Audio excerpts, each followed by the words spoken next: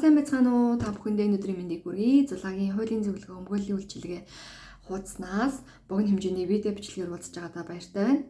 За, энэ удаагийнхаа видео бичлэгээр хэрэг кино шийдвэрлэх ажиллагааны хугацааны талаар ойлголт өгье гэж бодож байна. За, тэгэхээр хэрэг кино шийдвэрлэх ажиллагааны ямар хугацаа байдаг вэ гэхээр жишээлх юм бол эртний хэрэг хэд хоногийн дотор үүсгдэг. За, хэмжлэлийг хэд хоногийн дотор шийдвэрлэдэг. За, тэгээд хариуцагчид хэмжлэлийн хувийг ямар хугацаанд гардуулах ёстой юм. За, хариуцагч ямар хугацааны дотор хариу тайлбар ирүүлэх ёстой юм. За, давзаалт гомдлыг ямар хугацаанд гаргах ёстой юм бэ гэсэн асуултуудад хариулт өгье. За, тэгэхээр эхний ээлжинд бол шүүгч нэхэмжлийг хүлээж аваад 7 хоногийн дотор татгалзах үндслэл байхгүй байх юм бол эртний хэрэг үүсгэхээс татгалзах үндслэл байхгүй байх юм бол эртний хэрэг үүсгэх тухайд сахирамж гаргах ёстой 7 хоногийн дотор. За, ингээд 7 хоногийн дотор эртний хэрэг үүсгэх сахирамж гаргасныхаа дараа ингээд 60 хоногийн хугацаанд хэрэг маргааныг шийдэх ёстой байдаг.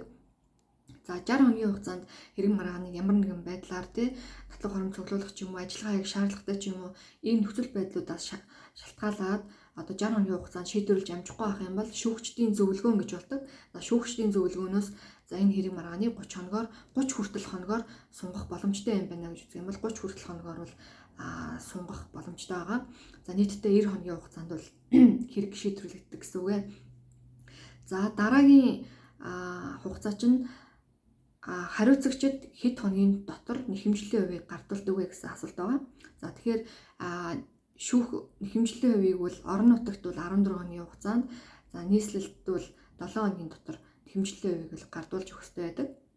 За, нэхэмжлэлийн хувийг гардуулснаас хойш хариуцагч хэд хоногийн дотор хариу тайлбар ирүүлэх ёстой байдаг вэ гэхээр 14 хоногийн хугацаанд нэхэмжлийн шаардлагыг зөвшөөрч байгаа мó, зөвшөөрөхгүй байгаа мó гэдэг талаараа хариу тайлбарыг бол бичиж өргөх ёстой байдаг.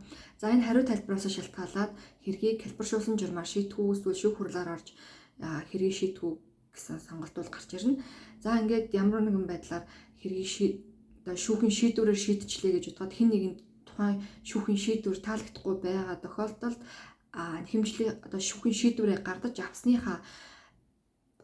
өдрөөсөө хойш 14 хоногийн хугацаанд давзаалтах гомдол гаргах хэрэгтэй болтгоо.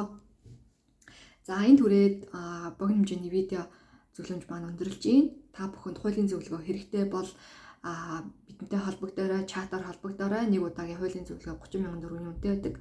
Дээрээс нь энэ бичлэг таалагдсан бол баярлалаа гэдэг комментиг доор үлдээгээрэй. Баярлалаа, баяртай. Мөн хэрэгтэй үндэнд түгээгээрэй.